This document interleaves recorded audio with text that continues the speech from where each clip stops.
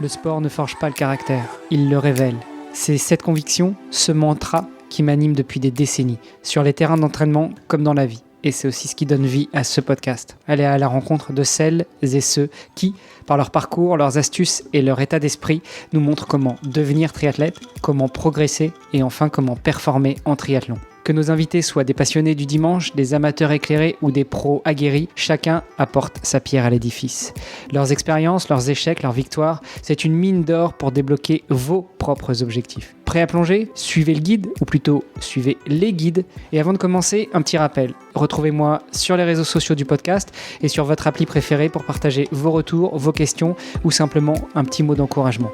Tout est aussi sur devenirtriathlète.com. Les ressources de l'épisode, les bios des invités et bien plus pour booster votre pratique. Bonne écoute et surtout, bon entraînement.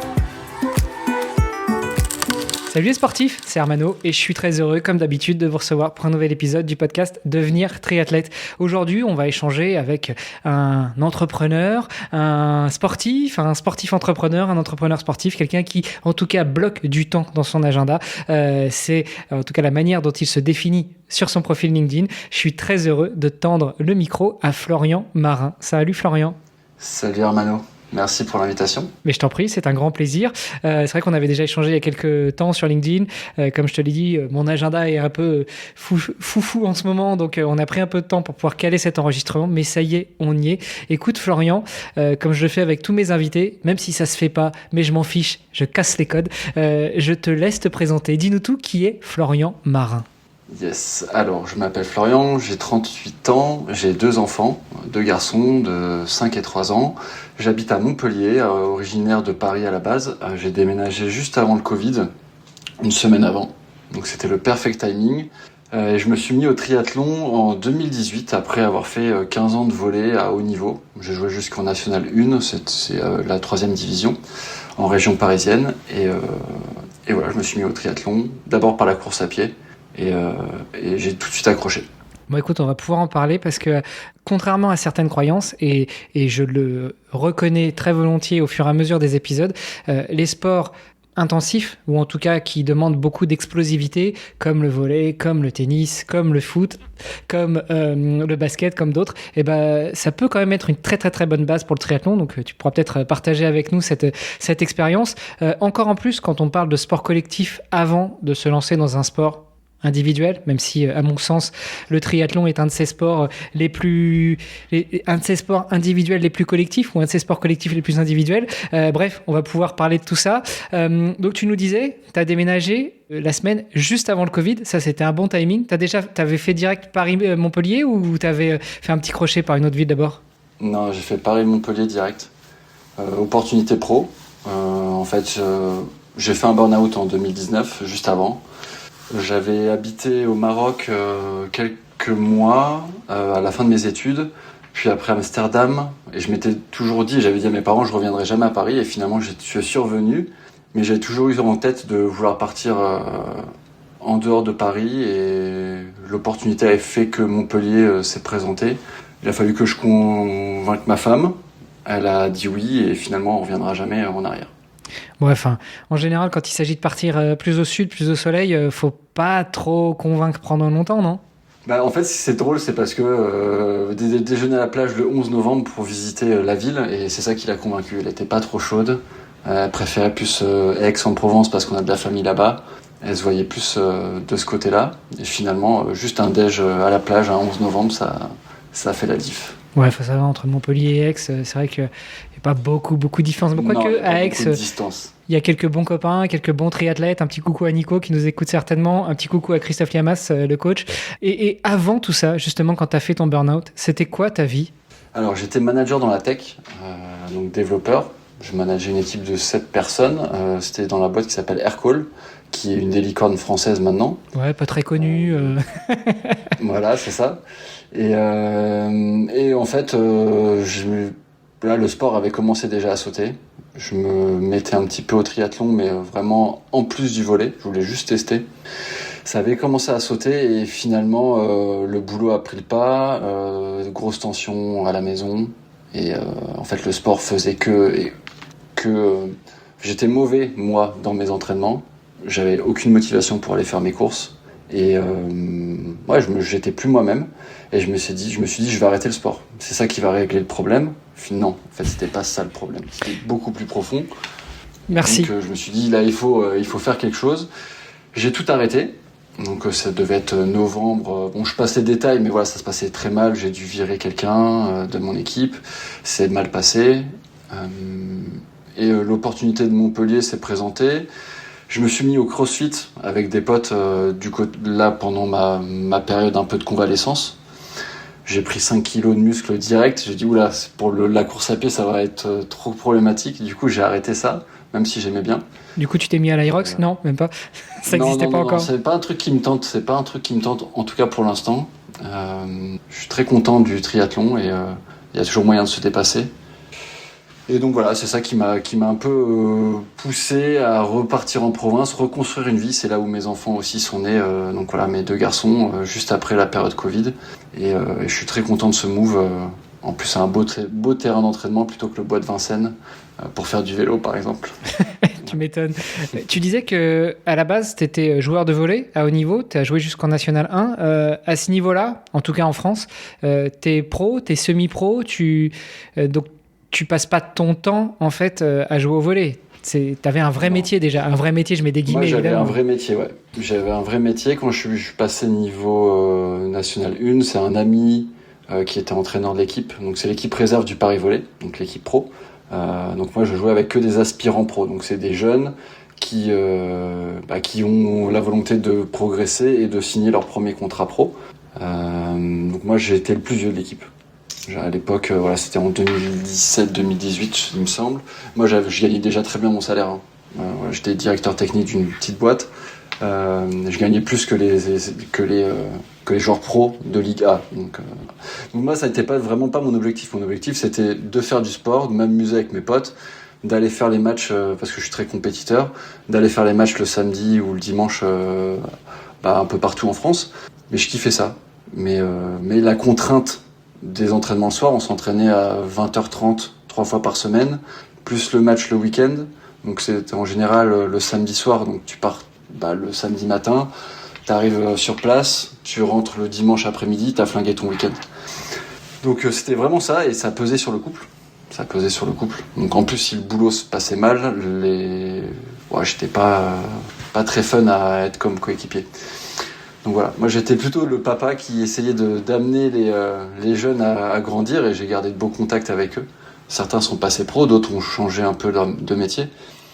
Mais le côté collectif qui me plaisait, que je retrouve aussi parfois dans le triathlon, en tout cas je trouve une émulation beaucoup plus collective que certains sports individuels comme le tennis. Ma femme joue au tennis, j'en ai fait aussi. Je me sens mieux en triathlon parce que c'est vraiment du dépassement de soi, tout seul. Et puis les autres sont là aussi pour t'encourager, et tu peux aussi les encourager. Donc voilà. Tu disais, au-delà de l'aspect financier, mais quand tu t'entraînais, finalement, au plus haut, tu as fait quoi ? Tu as fait 3 fois 2 heures, donc ça fait 6, plus 2 heures de match le week-end. Tu faisais entre 8 et 10 heures de sport par semaine quand tu faisais du volley. Peut-être même un peu moins, parce que moi j'avais un planning un peu allégé, justement parce que je travaillais à temps plein à côté. Il y avait des séances de muscu avant les entraînements. Moi j'en faisais peu, j'en faisais une sur les 2 ou 3 qui étaient pour les autres. Donc moi j'avais on va dire un planning aménagé pour le niveau de National 1.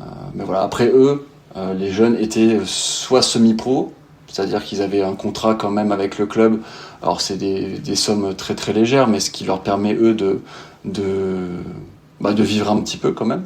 Mais moi non, j'ai jamais voulu en fait. J'ai jamais voulu avoir, ne serait-ce que demander une indemnité parce que les déplacements ou quoi. Non, jamais. Ça ne serait jamais passé par la tête, parce que pour moi ça a toujours été un plaisir.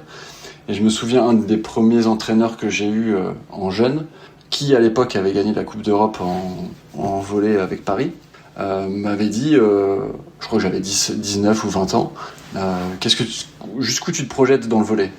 J'avais dit, j'en sais rien, moi je privilégierai toujours mes études, je jouerai au plus haut où je peux, mais voilà, c'est pas un objectif en soi. Et il se trouve que j'ai passé tous les niveaux, au niveau régional, National 3, National 2, et quand on m'a proposé National 1, je me suis dit, non, j'ai pas le niveau, mais bon, allez, j'essaye. Et j'étais le 3e à un poste. Finalement, le 2e s'est blessé et j'ai joué les premiers matchs et je m'en suis bien sorti. Donc voilà, j'avais pris beaucoup de plaisir, mais je pense que j'avais pas ce niveau-là. Mais c'était fun. Ouais, tu m'étonnes. Non, tu vois, je te posais la question parce que tu as quand même dit aussi en préambule, quand tu te présentais, que... en tout cas, ce que j'ai compris, c'est que le sport, pour toi, c'était aussi un équilibre. Et un équilibre important, parce que tu avais ton job très prenant, et tu avais le sport qui, même si tu pensais que ça te mettait des bâtons dans les roues au niveau du boulot et au niveau des relations avec la famille, qui finalement était un petit peu ton havre de paix, ton moment où tu pouvais évacuer, récupérer, et de toute façon, c'était un équilibre. Toi, tu as essayé de tout arrêter et tu t'es très vite rendu compte que finalement, le problème n'était pas le sport. Alors peut-être le load balancing entre les deux, peut-être le match le samedi toute la journée, ouais, c'était peut-être un peu trop, mais finalement, tu as fait du tout ou rien et le rien, ça marchait pas non plus. Non, le rien, ça marchait pas du tout. Donc j'ai arrêté fin de National 2, je crois. J'ai arrêté pendant 1 an en me disant, bon, allez, je fais une pause, on voit, je vais faire un peu de course à pied, je vais me maintenir en forme. Bon, non, ça a pas marché. Ça n'a pas marché, c'était même pire. Ma femme me disait, mais va dehors, Va courir. Va faire quelque chose. Va faire quelque chose. Là, j'ai pas envie de te voir. Parce qu'en plus, bon, voilà, un peu informatique, moi j'aime bien les ordis, le jeu vidéo. Et dans notre petit appart à Paris, on était l'un sur l'autre. Donc forcément, il y avait des tensions qui se créent. Moi, je suis quelqu'un de réservé à la base aussi. Et j'ai besoin de moments seuls. Et les moments seuls, moi, je les trouve aussi dans le sport. Donc, mais ça va très bien avec le triathlon, hein, quand on part sur une sortie longue en course à pied, en vélo ou même en natation. Natation, tu parles à personne, hein, même si tu es avec un pote, tu lui parles pas. Donc moi j'aime bien ce côté-là, un peu dans sa bulle et ça me permet de cogiter à plein de choses, à des choses de boulot, des choses de la vie, comment je dois mieux m'entraîner, comment je dois mieux manger, des choses comme ça. Donc j'ai testé, ça ne marche pas. En tout cas pour moi ça n'a pas marché. Donc je me suis dit, je vais faire quelque chose qui va me permettre d'être un peu plus libre sur mes entraînements. Le côté collectif, avec l'entraînement obligatoire de telle heure à telle heure, en plus c'était pas à côté de chez moi, c'est ce qui allait pas. Finalement, je m'entraîne beaucoup plus aujourd'hui, avec 2 enfants en bas âge. Je fais beaucoup plus de sport aujourd'hui, mais je le mets quand je veux dans mon agenda et je l'adapte pour que ça ait le moins d'impact sur ma femme et sur mes enfants. Ok, le week-end, j'ai les compétitions. On parlait tout à l'heure d'un triathlon peut-être un peu loin. J'en ai fait en Espagne, j'en ai fait un petit peu loin. Forcément, je prends le week-end pour le faire. Et à chaque fois, on décide, est-ce que on y va en famille ou j'y vais tout seul ? Ouais, mais j'allais justement revenir sur le point chronophage, parce que tu l'as dit, tu t'entraînes aujourd'hui beaucoup plus qu'avant. Après, tu as changé de job, donc tu organises ton temps comme tu veux. Mais effectivement, entre 8-10 heures de volée, enfin 6-10 heures de volée avec des entraînements le soir et des compètes le week-end, où ça te flingue le week-end, versus des entraînements de triathlon que tu places comme tu veux, que finalement la sortie longue de course à pied ou de vélo, tu la colles le dimanche à 6 heures du mat. Alors effectivement, tu fais pas la grasse mat avec maman, mais tu viens avec les croissants et ça c'est cool aussi. Oui. Alors on ne fait pas de grasse mat. On n'a plus le choix maintenant avec les enfants. Ils sont pas très grasse mat pour l'instant. Bon, t'inquiète, ça va bien se passer. Hein. Ça dure environ une 20aine d'années. Après c'est bon. Bon, ça va, c'est bon. J'ai encore le temps alors. Non, j'ai testé plein de choses différentes avec les enfants. Testé le matin tôt, le soir après le coucher. Ça m'est arrivé pendant 1 an de faire du home trainer de 20h30, 21h à 23h. Bon, je dormais mal après et le lendemain j'étais KO. Donc là maintenant j'ai trouvé mon rythme le midi. Je m'entraîne peut-être un peu moins que ce que j'aimerais, mais force est de constater que depuis 2 ans, alors j'ai pris un coach aussi, c'est ça qui fait un peu la diff. Force est de constater que je bats mes records alors que chaque année je bats mes records alors que je vieillis. Donc c'est pas le sujet, il est pas l'âge, il est juste peut-être un déclic mental aussi de se dire on a tendance en triathlon à se dire il faut faire plus de volume, du volume. Bon là, moi je revendique de faire 9 heures, je fais que du M pour l'instant, j'aimerais passer sur L cette année, mais je veux le faire dans les bonnes conditions, pas pour le faire, mais vraiment voilà, le côté compétition qui me plaît, d'arriver vraiment prêt, et donc c'est de se dire j'ai accepté que potentiellement je n'arriverai pas à mon plein potentiel, mais je suis très content des résultats que je fais. C'est vraiment ce que je peux faire sur une journée sans avoir d'impact sur la présence auprès de mes enfants, parce que je m'en occupe tous les jours. Soit je les dépose le matin, soit je vais les chercher le soir. On cuisine tous les trois ensemble. Et le week-end, je suis présent aussi. Certains week-ends un peu moins, mais en tout cas, j'essaie de l'être un maximum, et ils me le rendent bien aussi. C'est-à-dire qu'ils veulent m'accompagner, ils sont là pour me supporter aussi. Et à l'inverse, ma femme aussi fait du sport, et je l'ai poussée justement à prendre des temps pour elle et à se déculpabiliser de oui, mais je les vois pas tous les soirs. Oui, bah c'est pas grave.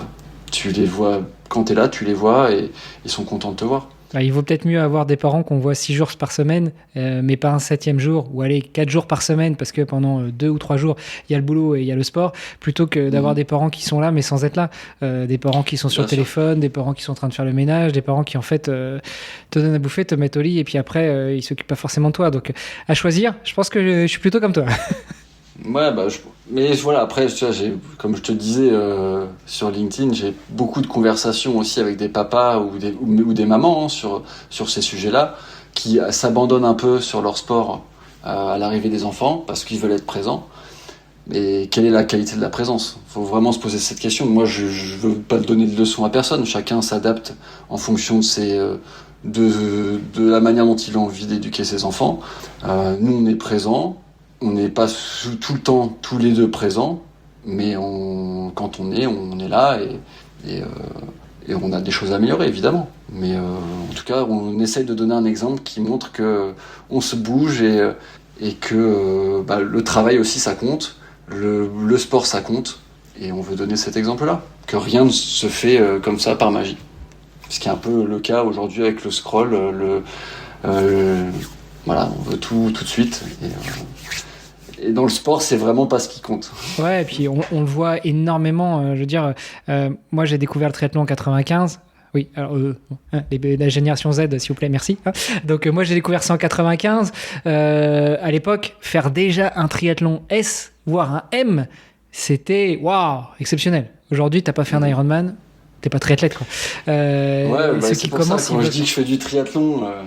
Moi, j'en ai jamais fait de L, j'ai jamais fait de XL. On me dit, ouais, c'est la première remarque qu'on fait quand je dis je fais du triathlon. On dit, ouais, ça prend du temps. Non, ça prend le temps que tu veux lui donner. Et franchement, voilà, je discute avec d'autres triathlètes aussi pendant des compétitions ou après. Et je vois un étudiant qui fait 20-25 heures d'entraînement. Il a un gros objectif, l'Embrunman. Il a le temps aussi pour le faire. Moi, je sais que c'est un truc que j'aimerais faire, mais jamais je le ferai à mon plein potentiel, à la fleur de l'âge, on va dire. Peut-être que je le ferai quand je serai un petit peu plus vieux, quand les enfants sont plus grands, mais je ferai pas un top 10, c'est pas grave. Je l'ai accepté. Au début, quand je l'ai commencé, j'avais du mal à l'accepter. Maintenant, je sais que les classements master, peut-être que ça va arriver d'ici 2-3 ans, et on ira peut-être chercher des choses comme ça. Ouais, ça t'empêche pas de te qualifier pour des belles compètes, hein, même en catégorie d'âge. Non, c'est sûr, c'est sûr. Non, c'est clair, c'est clair. Du coup, juste pour revenir un petit peu sur ton histoire avec le triathlon, tu commences en 2018, 2019. Tu commences comment, en fait ? Je commence en 2018 exactement, fin de saison de volley qui se termine vers mai. Et j'avais ce truc-là en tête. Je sais plus d'où ça vient. Je sais que j'avais un ancien collègue qui s'était mis au triathlon et qui partageait ça. Et je me suis dit, tiens, c'est quand même un sport plutôt complet, ça me plaît bien, j'aime bien le vélo. En fait, je viens plutôt du vélo à la base, plus VTT. Nageur, pas du tout. Course à pied, j'avais fait quelques 10 km, et en fait, j'avais fait le semi-marathon de Paris en 2009 ou 2010, sans entraînement. Vraiment, juste pour prouver à mes parents qui s'étaient mis à la course à pied, parce que mes parents, je les ai jamais vus faire de sport. Ils m'ont mis au sport très tôt, mais je les ai jamais vus faire de sport, vraiment. Et ils se sont mis à un moment à la course à pied, et ils faisaient des 5 et 10 km. Et je leur avais dit, mais faites 21, enfin, c'est faisable. Vous êtes capable de le faire, vous vous entraînez 3 fois par semaine. Et donc je leur ai prouvé, bêtement, que c'était faisable, ils pouvaient le faire. Moi, je ne m'étais pas entraîné. Donc, ouais, alors attention. Pendant une semaine après. Ouais, attention, je mets quand même un gros disclaimer, et je le dis souvent, c'est bien que tu aies pu le faire et arriver au bout sans t'entraîner. Mais attention à ceux qui nous écoutent, c'est pas donné à tout le monde. Oui. Toi, à l'époque, tu étais sportif de haut niveau, de presque très haut niveau. Donc, tu avais déjà la caisse, l'expérience, tu connaissais ton corps. Et je pense que tu savais, certes, avec cette idée de prouver à tes parents que c'était faisable, mais aussi que tu n'allais pas aller au casse-pipe. Si au 18e, tu sentais un coup de poignard dans le mollet, tu te serais arrêté. On est d'accord? Évidemment. Oui, non, oui. Alors, précisons, oui, je faisais du volley à l'époque. Je m'entraînais quand même 3 fois par semaine. Je faisais juste pas de course à pied. Et franchement, donc je l'ai fait en 2009 ou 2010, j'ai arrêté totalement après. Parce que ça m'a flingué, je me suis dit mais c'est vraiment bête parce que pendant une semaine j'ai eu des courbatures. J'ai apprécié le défi, alors j'ai fait en 1h52 quelque chose comme ça. Je voulais faire 1h50 mais j'étais content de mon résultat parce que j'avais vu la ligne d'arrivée sans marcher une seule fois. C'était ça mon objectif. Mais après je me suis mis un gros stop en me disant mais c'est vraiment un sport, faut s'entraîner en fait. C'est pas donné à tout le monde. Et après, je crois que je suis revenu à la course à pied avec un copain en 2016, quelque chose comme ça. Je crois que j'avais fait un 10 km en 52 minutes, quelque chose comme ça. Et ensuite, triathlon. J'ai acheté mon premier vélo en 2017, un Cadre Alu entrée de gamme. Je dis pour tester, je vais pas dépenser trop, je vais tester. J'ai acheté un home trainer direct. Je sais pas pourquoi, je me suis dit tiens, un home trainer comme ça, je pourrais m'entraîner beaucoup. Bon, je l'ai pas beaucoup sorti. Et puis je me suis mis sur le premier triathlon, c'était un S, c'était du côté de Metz. Donc ouais, pareil, petit week-end avec ma femme, on est parti là-bas, il y avait 4 heures ou 4h30 de route de Paris. On arrive là-bas, triathlon du lac Vert ça s'appelle, et ça porte très bien son nom parce que le lac était tout vert, beaucoup d'algues. C'est sympa en entrée. Pour un premier tri, ça te donne envie quoi. Ouais. Donc j'avais tout le matos, tout bien, chaussures, combi. Moi, j'avais tout, juste mon vélo en alu.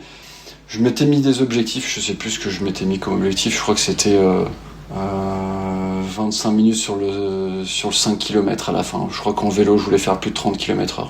Je me souviens plus exactement. Mais la natation, je savais que j'allais faire de la brasse, ça c'était sûr. Je m'étais entraîné un petit peu avant, mais je savais que j'allais pas tenir en crawl. Donc je me suis mis tout derrière et j'ai laissé partir tout le monde. Et en fait, à la brasse, j'ai doublé plein de monde. Je crois que je dois faire 80e temps sur 300, quelque chose comme ça. Et en brasse, donc je comprenais pas, je me dis c'est marrant. En vélo, je me suis fait doubler par tout le monde. Il y avait du vent de face avec mon vélo en alu, j'ai vu les autres vélos, j'ai fait ok d'accord, on n'est pas dans la même catégorie. Alors on ne voit pas en podcast, mais en vidéo, on voit que tu dois pas être bien épais quand même, plutôt allongé, enfin le physique de volleyeur quoi. Ouais, je fais 1m93, 80 kg, ouais. Ouais, donc forcément quand il y a du vent de face, t'avances pas quoi. Je faisais parachute. Donc c'était, je me faisais doubler vraiment par tout le monde. Donc après course à pied, ça a été, je me souviens plus, j'ai pris beaucoup de plaisir. Et je me suis dit, bon, allez, hop, on enchaîne. Je m'étais déjà inscrit à celui de Chantilly, le M de Chantilly. Je voulais faire moins de 3 heures. Mes parents étaient venus me voir.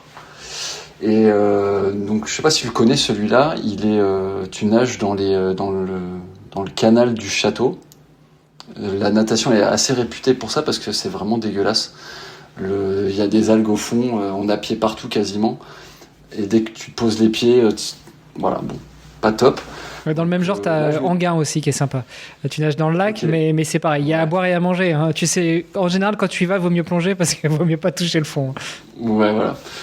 Donc là, je me souviens, j'avais des algues dans les lunettes et tout. C'était n'importe quoi. Et donc là, je voulais faire 40 minutes sur les 1500 mètres. Je crois que j'ai fait ça. J'ai alterné brasse et crawl. Et après, le vélo, je crois que je tombe premier kilomètre. Ravitaillement, la panique. Je sais pas pourquoi je prends un ravitaillement à 1 km, ça n'a aucun sens. Maintenant, je me le dis. Et en fait, en jetant le bidon dans la zone, je me loupe et je tombe. Je tombe et je m'explose toute l'épaule. Le dossard arraché. Je me dis, ouais, c'est parti pour 45 bornes comme ça. Bon, allez, on y va. Hein. Donc, et tous les gens qui me doublaient, ils me disaient, ouais, attention, ton dossard, il va s'arracher. Ils voyaient mon épaule en sang, mon genou en sang. Et finalement, je fais 2h55, chose comme ça. Je crois que je fais 47 minutes aux 10 km avec des crampes au 7e, quelque chose comme ça. Donc très content de l'expérience. Je me dis, allez, on va acheter un vrai vélo cette fois. Et donc c'était l'année de mes 30 ans, donc 2018. J'ai acheté un vélo carbone. Je me suis fait plaisir et voilà comment j'ai commencé. Et donc si je comprends bien, tu commences, tu t'entraînes seul, en mode démerde. Je m'entraîne avec un pote qui est nageur. Donc je vais à la piscine avec lui et il me donne quelques conseils, etc. Je commence comme ça. Je crois que j'avais voulu même faire un stage de natation et je me suis retrouvé avec un groupe vraiment très très débutant qui savait pas du tout nager. Et donc moi pendant une semaine j'étais là à me dire mais en fait je sais nager, je veux juste apprendre le crawl. Donc j'ai un peu perdu mon temps là, c'était un peu dommage mais voilà, je savais que la course à pied ça allait, le vélo ça allait et que la natation, la technique, il fallait vraiment que je l'apprenne. Donc j'ai commencé comme ça. Ok, donc après ces 2 premiers tris, est-ce qu'à un moment, comment tu te dis que tu vas progresser? Est-ce qu'à un moment tu passes les portes d'un club? Est-ce que tu t'attaches les services d'un entraîneur? Est-ce que tu restes juste avec ton pote qui t'aide à t'entraîner? Enfin, comment tu passes à l'étape d'après, au-delà d'acheter un vélo? Alors, donc le vélo c'était la première chose, c'était surtout pour l'ego parce que je voulais plus me faire doubler par n'importe qui. Et 2019 je m'inscris. Donc 2018 c'était les 2 prix, ouais ça. 2019 je m'inscris au Nogent Solidarité Triathlon, donc en région parisienne. J'y vais pour surtout faire les cours de natation. Voilà, là ça pique un peu parce que je vois entraînement à 6h30 dans l'eau, piscine extérieure. Je me dis voilà, l'hiver ça va être très dur. En plus j'habitais pas tout à fait à côté, j'habitais de l'autre côté du bois, donc en plus j'avais pas de véhicule. À ce moment-là, les transports c'était galère.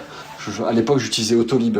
Bon, ça n'existe plus, mais j'utilisais Autolib, mais j'avais pas toujours une borne en face de la piscine. Bon, voilà, c'était le truc un peu drôle. Et je me dis, voilà, les entraînements, ça va être compliqué. Finalement, on était très nombreux dans l'eau. L'entraîneur, il était surchargé, il pouvait pas trop donner de conseils. Je suis allé aux courses à pied, entraînement de course à pied. Là, pareil. En fait, c'est un club très familial, très très bon club. Mais moi, je voulais vraiment progresser et je retrouvais pas en fait l'esprit de compétition que j'avais dans les clubs de volley. Vraiment niveau par niveau là, c'était mélangé entre les cadets et les vétérans quoi. Mais on faisait le même entraînement. Donc et puis en fonction des distances aussi, certains s'entraînaient pour faire des Ironman, moi je m'entraînais, je savais pour du S et du M, c'était pas tout à fait les mêmes choses. Donc je suis toujours licencié, j'étais licencié mais j'allais quasiment pas aux entraînements. J'ai fait un entraînement, je crois, une sortie longue le dimanche de vélo. Là, ça m'a calmé parce que les mecs, c'est des brutasses. Et donc voilà, je me suis retrouvé dans un peloton à faire 80 bornes. Ma moyenne, elle a jamais été aussi haute. Et je suis sorti de là complètement rincé. Donc je voulais faire juste des 40 km. Donc c'était juste ça. Et après, je me suis dit, bon non, je vais m'entraîner tout seul. Je vais m'entraîner tout seul et jusqu'en 2024, début 2024, j'ai pris un coach perso. Voilà. Et comment tu... La grosse différence, grosse différence. Et jusqu'à ce que tu prennes un coach, comment est-ce que tu gères tes entraînements? Parce qu'il y a s'entraîner tout seul, et puis parce qu'on a la compétence, la connaissance, l'expertise. Je le redis, toi, tu étais sportif de haut niveau. Donc tu connais déjà ton corps, tu connais déjà tes limites. En revanche, le volley, c'est pas le triathlon. Éventuellement, on pourrait trouver certaines similitudes, notamment sur la partie natation, parce que la natation, même si on fait de l'endurance, le principe, c'est quand même répéter beaucoup d'exercices, beaucoup de séances à l'entraînement, beaucoup de séries, et du coup, ça reste un petit peu, je mets bien des guillemets, de l'intensif. Donc ça pourrait éventuellement se rapprocher un peu du volley. Mais alors, sur la partie vélo et course à pied, tout ce qui est endurance, travail d'endurance, travail de force, d'endurance de force, etc., j'imagine que tu n'avais pas véritablement de notion. Donc comment tu t'entraînes à cette époque-là? J'avais trouvé un bouquin, alors il donnait en fait les différents plans d'entraînement de S à XL. Alors je crois que le gars s'appelle Matt Fitzgerald ou quelque chose comme ça. Ah merde, il y en avait un qui était pas mal, qui est sorti en novembre 2020, qui s'appelait Devenir triathlète, et on avait mis des plans dedans. Ah bah voilà, mais c'était avant 2020. Et en fait, j'avais ce bouquin-là, et qui donnait pour chaque distance 4 niveaux, du débutant, qui a jamais fini la distance, à élite.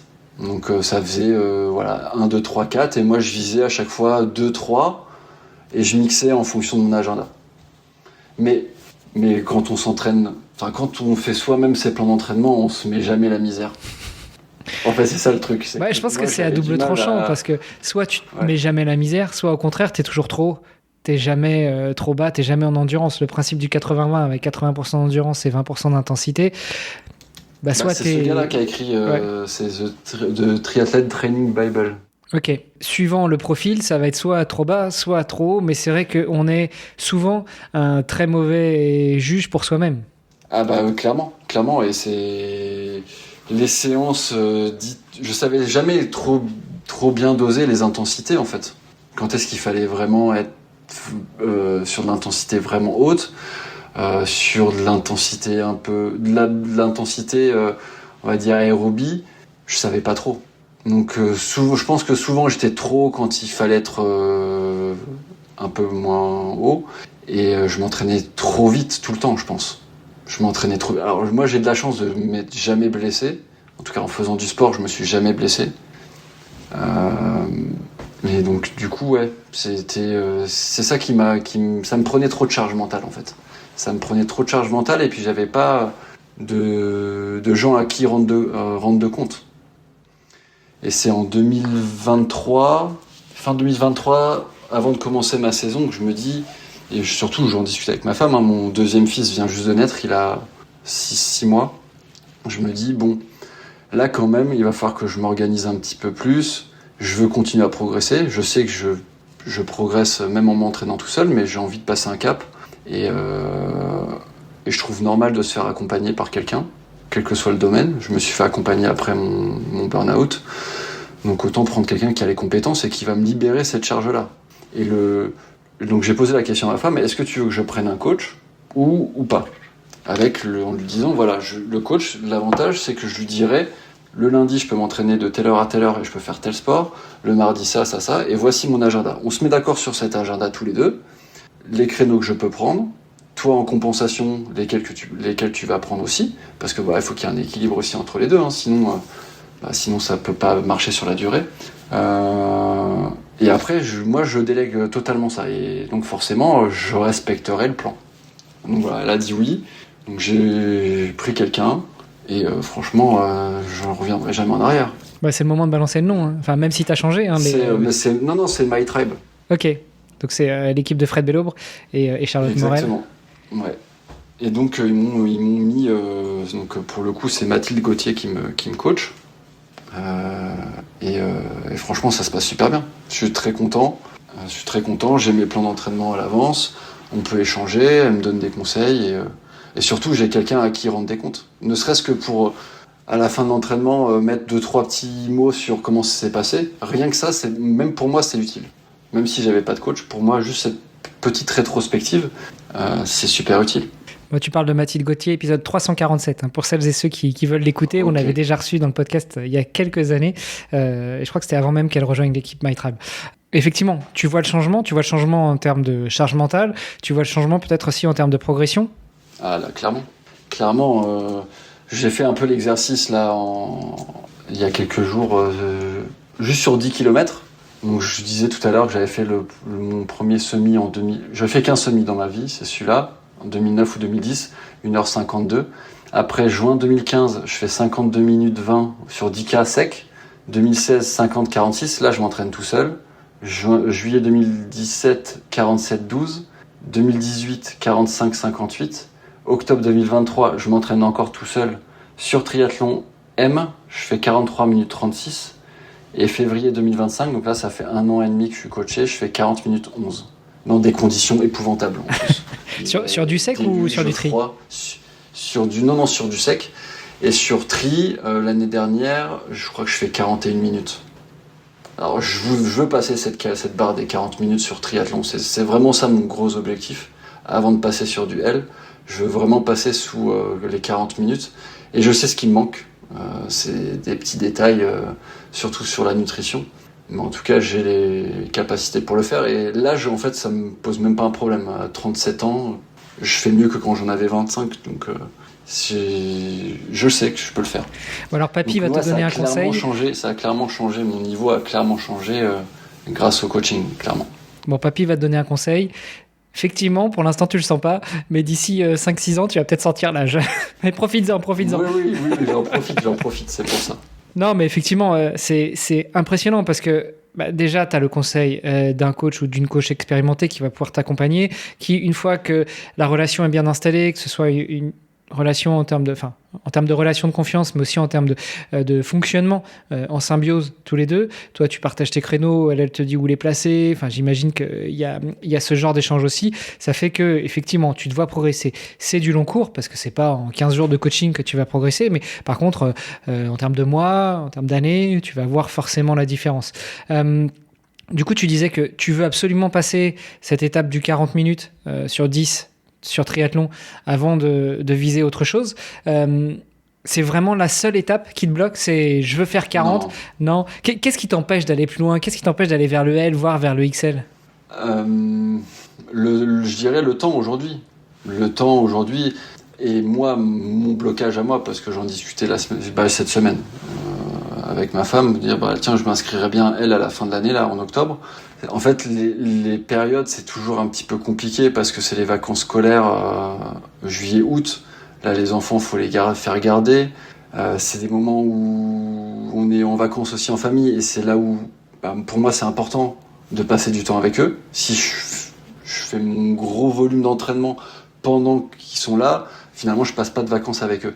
Donc, c'est trouver le bon créneau qui me permette d'arriver quand même suffisamment bien entraîné, parce que j'ai pas envie de le faire pour le faire, parce que je sais qu'aujourd'hui, là, demain, je m'aligne, je termine sans problème, mais c'est de le faire dans des bonnes conditions et en allant, en essayant de me dépasser, quoi.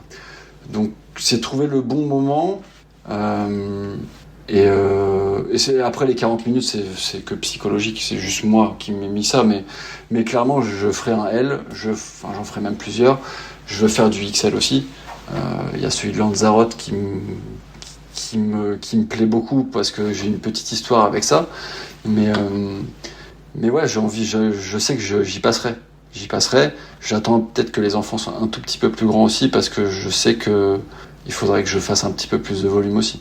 Alors, je vais encore faire de la promo pour eux, mais parce que je les adore, mais regarde du côté du Haute-Marne triathlon, donc côté de Reims, tout ça, tu vois, ouais, je vois.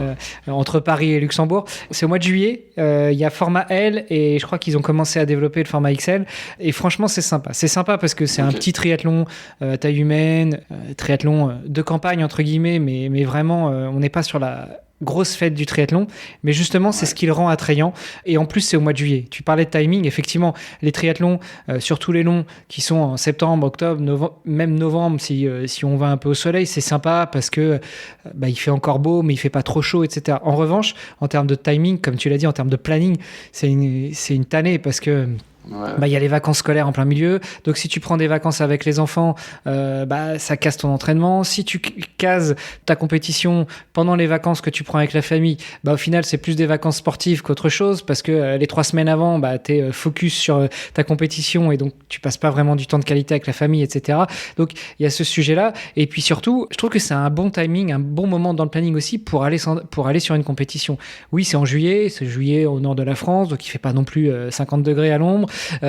Il peut faire beau comme il peut pleuvioter un peu, mais il fait rarement très très froid, et ça colle bien parce que tu as toute la saison hivernale où là tu fais du fond, tu commences de février à juin à vraiment taper dedans avec le temps qui s'améliore, avec les journées qui se rallongent, et puis fin juin, début juillet, tu fais ton affûtage et tu arrives prêt au taquet à en démordre au mois de juillet sur la compétition, quoi. Donc je pense que ça, en termes de timing dans l'agenda, c'est pas mal. Ouais.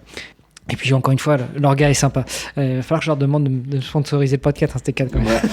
Mais non, franchement, avoir ça, et justement, une fois que tu auras dépassé ce petit blocage psychologique, une fois que tu auras trouvé le bon triathlon au bon endroit, tu parlais un peu de Lanzarote, du XL, de l'Ironman de Lanzarote. C'est quoi la petite histoire que tu as avec ? Alors en fait, on est parti en vacances avec ma femme là-bas. On faisait 2 semaines, une semaine Lanzarote, une semaine Fuerteventura. J1, appendicite pour elle. Donc elle a passé toute sa semaine à l'hôpital, à Lanzarote. Donc moi j'ai tout visité tout seul, et le soir je rentrais à la chambre d'hôtel pour lui montrer les photos. Et je lui dis on reviendra, cette fois c'est moi qui souffrirai et toi tu profiteras. Donc c'est toi qui vas aller en chier au soleil avec le vent, parce que Lanzarote c'est connu pour ça, pour faire ton triathlon, et pendant qu'elle te regardera. À mon avis, elle va souffrir aussi, parce que se mettre au bord, regarder, c'est pas toujours l'idéal. Oui, c'est ça la petite histoire. Ok, écoute, c'est le pire qu'on te souhaite, hein. C'est de pouvoir t'aligner, et puis d'avoir les kids, les garçons qui te soutiennent, et puis qui passent la ligne avec toi. Est-ce que c'est un truc dans lequel tu te projettes? Est-ce que c'est quelque chose qui te ferait vibrer justement de pratiquer avec tes garçons? Aujourd'hui, tu as dit ils ont 3 et 5 si je ne m'abuse. Donc celui qui a 5, il va peut-être falloir encore attendre 3-4 ans pour pouvoir le mettre au tri. Mais est-ce que c'est quelque chose qui te ferait vibrer? Ouais, bien sûr, mais après, je veux vraiment pas les forcer. Ils me voient m'entraîner, ils viennent sur certaines courses. Là, je faisais un duathlon samedi, ils étaient là. Et le dimanche soir, mon grand qui me dit « Ah, moi, quand je serai grand, je ferai du duathlon. » Ouais, il l'a pas dit exactement comme ça parce qu'il a du mal à dire duathlon, mais j'avais bien compris. Et je lui dis « Mais pourquoi tu veux faire ça ?» Il me dit « Parce que j'aime bien courir et j'aime bien le vélo. » Un de ces quatre, il faut que tu ailles faire du swimrun. C'est encore plus sympa et peut-être qu'il aura envie de faire du swimrun. C'est plus accessible aussi, je trouve, pour les enfants. Ok. Ouais, non, mais il est très sportif, le grand. Il est très sportif, il fait du tennis. Mais il fera le sport qu'il veut, mais je sais qu'il fera du sport puisqu'il nous en demande tout le temps. Donc non, mais j'adorerais évidemment. Après, j'essaierai de repousser au maximum le moment où ils me battront. Mais ça arrivera bien un jour. Ça arrivera un jour. Il y a un moment où l'élève dépasse le maître. Exactement. Là, aujourd'hui, tu es à Montpellier. On n'a pas reparlé de l'activité professionnelle, mais aujourd'hui, c'est quoi ton job ? Aujourd'hui, j'accompagne des papas dans la tech, justement à mettre en place ce système où le sport, où le temps perso reprend vraiment la place dans leur agenda. Et ça, sans créer de tension familiale, sans avoir un impact aussi sur leur performance au travail, parce que c'est important aussi de progresser dans sa carrière. Mais je pense qu'on peut, en tout cas, je suis convaincu et qu'on peut allier tout ça. Et j'ai plein d'exemples de gens qui allient sport, famille et travail avec réussite dans les 3 domaines. Donc c'est pas quelque chose de facile, il y a forcément des choix à faire, mais je pense que les enfants, c'est un bon déclic pour mettre en place des nouvelles choses et reprendre un peu soin de soi. Et tu les accompagnes comment ? Je les accompagne justement sur un peu le mindset, un peu l'agenda, et c'est surtout beaucoup de coaching individuel sur de la discussion, des outils à mettre en place aussi, du suivi et de la rétrospective qui font un peu comme je fais avec mon coach en triathlon, c'est-à-dire qu'à la fin de chaque semaine, il note aussi ce qui s'est bien passé, mal passé, qu'est-ce qui a tenu, là où vous étiez trop ambitieux, un peu où est-ce qu'on peut augmenter la cadence, hein. Le but, c'est pas direct de monter l'Everest, mais d'y aller petit pas par petit pas, de se refaire confiance aussi, hein. Je pense qu'il y a ça aussi. J'entends beaucoup de papas. Alors moi, je me concentre sur les papas parce que c'est quelque chose que je connais bien. Les mamans ont aussi cette culpabilité, mais en tout cas, le papa qui a envie d'être présent pour ses enfants et va s'oublier un petit peu alors qu'il était sportif avant. Et donc, c'est aussi de leur faire reprendre conscience qu'ils n'ont pas besoin d'être là à 100%. Par contre, quand ils sont là, il faut qu'ils le soient vraiment. Et donc, le sport permet de libérer un petit peu cette charge mentale, de se sentir un petit peu plus apaisé et d'être encore plus présent et donner le bon exemple à leurs enfants. Donc voilà, je les aide là-dessus. Et aussi sur l'agenda, hein, évidemment. Alors tu disais, tu accompagnes les papas dans la tech, que dans la tech ou les papas un peu surchargés qui ont envie de reprendre en main leurs activités, leur agenda ? Aujourd'hui, c'est que dans la tech. Ouais. Aujourd'hui, c'est que dans la tech. Ça ne veut pas dire que ça ne touche pas d'autres personnes. Ça touche aussi plein de gens, même des gens qui ne sont pas parents. Aujourd'hui, je me concentre vraiment là-dessus parce que voilà, j'ai été manager dans la tech pendant une dizaine d'années. J'ai fait 15 ans dans la tech. Et je peux aussi les accompagner. Et je les accompagne aussi sur leur travail en tant que tel. Sur comment résoudre telle ou telle problématique dans leur travail, que ce soit avec leur manager, avec leurs équipes. Parfois, certains sont managers aussi. Donc voilà, j'essaie d'avoir une vision vraiment 360 de leur écosystème, et j'inclus aussi le conjoint dans cette discussion. Pour moi, c'est ultra important. Pour pouvoir être bien dans la durée, il faut que ça soit aussi dans l'environnement, que ça soit accepté dans l'environnement, et donc j'inclus aussi le conjoint dans la discussion, à discrétion de la personne qui est accompagnée, hein, elle n'est pas forcément obligée. Mais moi, j'aime bien aussi se dire, voilà, on va mettre en place un accord explicite avec le conjoint sur, voilà, mes créneaux c'est ça, tes créneaux c'est cela, on les matérialise clairement dans l'agenda, et après, s'il y a des imprévus, il y en a toujours, hein. Voilà, comment on fait pour que ça soit équilibré, pour que un coup c'est toi qui gères l'enfant malade, la fois d'après ça sera toi, qu'il n'y ait pas de dette parentale qui puisse peser ensuite sur le couple, qui va ressortir sur les temps où tu vas prendre du temps pour toi, c'est le sport, potentiellement. J'ai 2 questions, je te les pose d'emblée, comme ça va permettre de répondre. À qui tu t'adresses ? Est-ce que c'est au papa directement ? Est-ce que c'est aux boîtes, à leurs employeurs qui après te mettent à dispo les créneaux, ou en tout cas qui te disent quelle personne tu vas pouvoir accompagner ?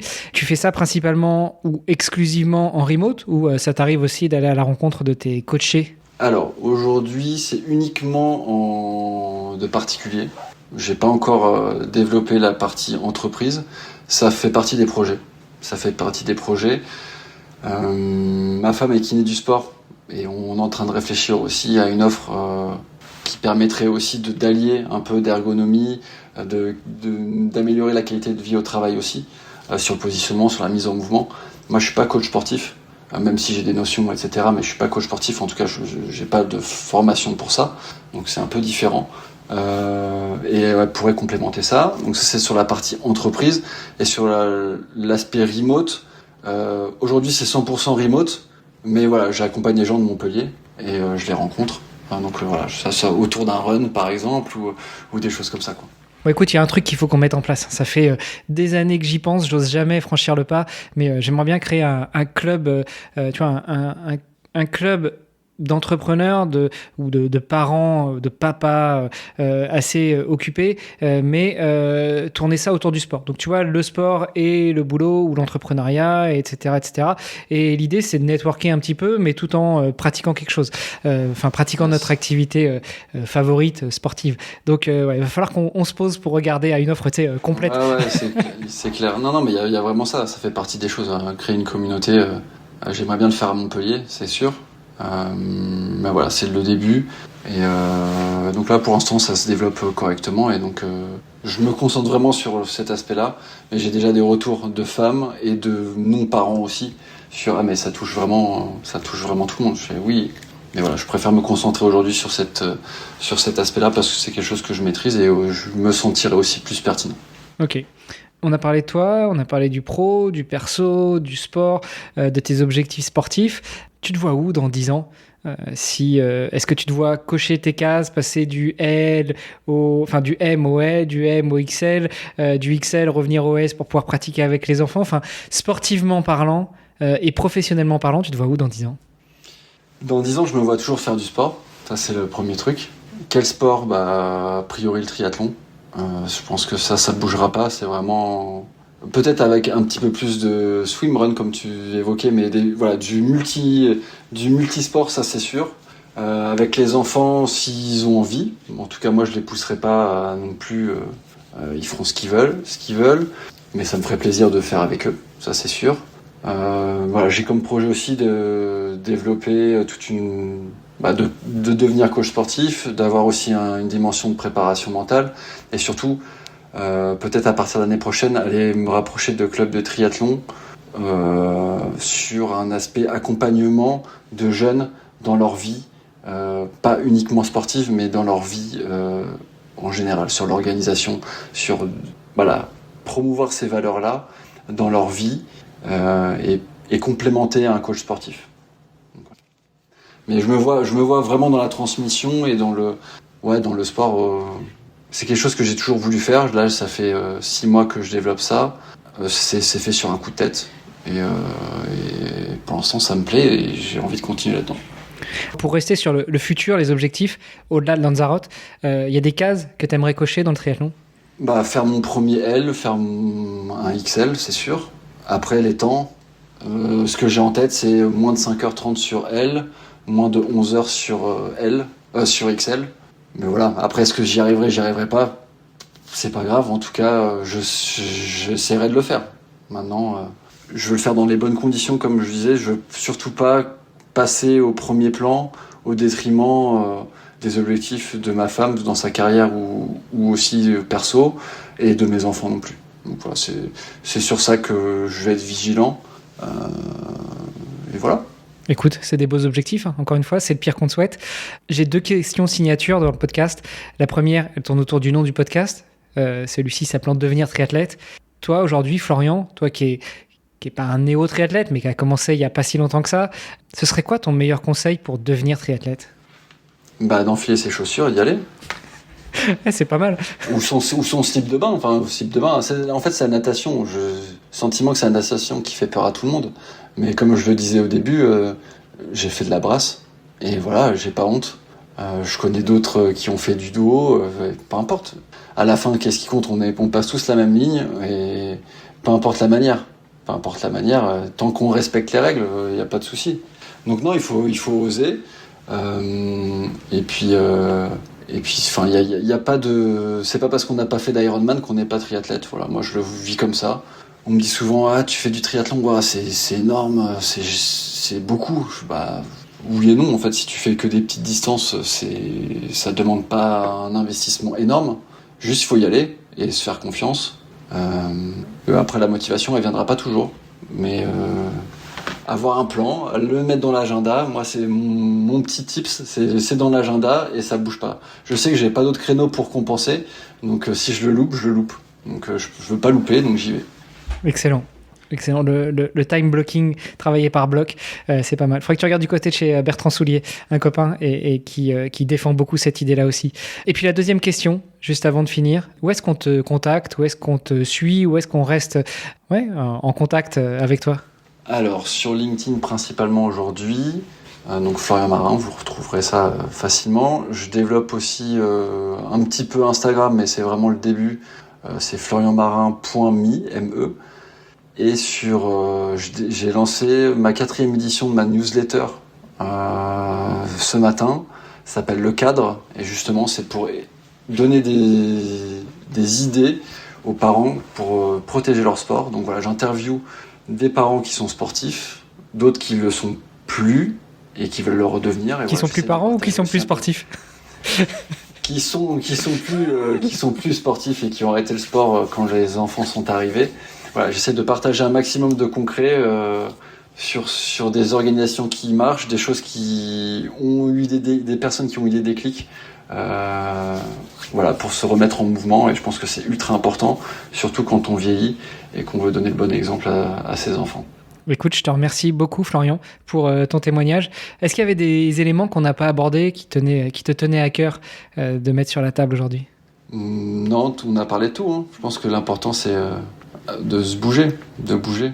Peu importe le sport, peu importe l'activité, juste bouger tous les jours. Même 20 minutes. Voilà, j'ai ma grand-mère qui m'a appelé l'autre jour. Elle me dit, je suis tout ce que tu me dis, qu'est-ce que tu me donnerais comme conseil? Va marcher 20 minutes tous les jours. Et tu notes tous les jours, je l'ai fait. Et tu dois pas casser la série. Et quand tu auras fait 30, tu seras super fier de toi et tu te diras pas que la 31e fois, c'est trop compliqué. Et qu'il pleuve, qu'il fasse moche, t'y vas, tu fais tes 20 minutes. Et c'est faisable pour tout le monde. Elle a 85 ans, je crois, quelque chose comme ça. Et elle le fait, elle est fière de m'envoyer un WhatsApp pour me dire je l'ai fait. Donc c'est faisable pour tout le monde, il faut juste renoncer peut-être à d'autres choses. Excellent, le cadre. Et puis, ouais, tu l'as dit pendant l'épisode, mais la motivation, elle ne va rien changer. En revanche, ne pas casser la chaîne, ça, je pense que c'est important. Et de le visualiser aussi. Je me souviens d'une interview il y a quelques années avec notre invité, le docteur Denis Boucher, qui disait tout ce qui n'est pas écrit, tu ne peux pas quantifier quelque chose qui n'est pas écrit. Alors oui, maintenant, on a des tas d'applications. On a Cocorico en France, on a Nolio, on a Aidoo, avec les mêmes fondateurs que MyTribe. Coucou à Fred et à Charlotte et à Mathilde. Mais c'est vrai que le bon vieux bout de papier, le bon vieux calendrier où chaque jour on coche, ça permet aussi de voir qu'on casse pas la chaîne et qu'on y va, quoi. Exactement. Tout ce qui permet de visualiser, c'est vraiment moi, mon point aussi avec les gens que j'accompagne. Hein, c'est la première chose, c'est on matérialise l'agenda et on voit matériellement où il y a des créneaux. Et c'est pas juste dans la tête. Écoute, merci encore Florian, on te souhaite une bonne continuation, bonne pratique, seul, avec les enfants, avec ton épouse, puis on aura peut-être l'occasion de se recroiser sur un triathlon. Tu me le disais en intro, en off, que tu écoutais l'épisode avec Arnaud Comté qui parlait du triathlon de Revel. Tu me disais que toi, tu l'avais fait aussi en 2024. Donc déjà, un petit coucou à Arnaud qui nous écoute très certainement. Et quand tu retournes à Revel, maintenant tu sais, hein, tu préviens, et notamment Arnaud. Et ce sera l'occasion de croiser d'autres auditrices et d'autres auditeurs. Yes, avec plaisir. Merci beaucoup. Merci beaucoup à toi. À plus. C'était Devenir triathlète. Merci d'avoir écouté cet épisode jusqu'au bout. Alors si ça vous a plu, vous pouvez nous suivre sur nos réseaux sociaux, Instagram, LinkedIn et Facebook. On se rejoint maintenant sur devenirtriathlète.com. Vous allez retrouver l'ensemble des épisodes, mais aussi des outils, des ressources et des conseils gratuits pour débuter, progresser ou performer en triathlon. Si vous avez une idée d'invité, n'hésitez pas à nous envoyer un petit message. Alors, n'hésitez pas, on se retrouve tout de suite sur devenirtriathlète.com. Salut les sportifs!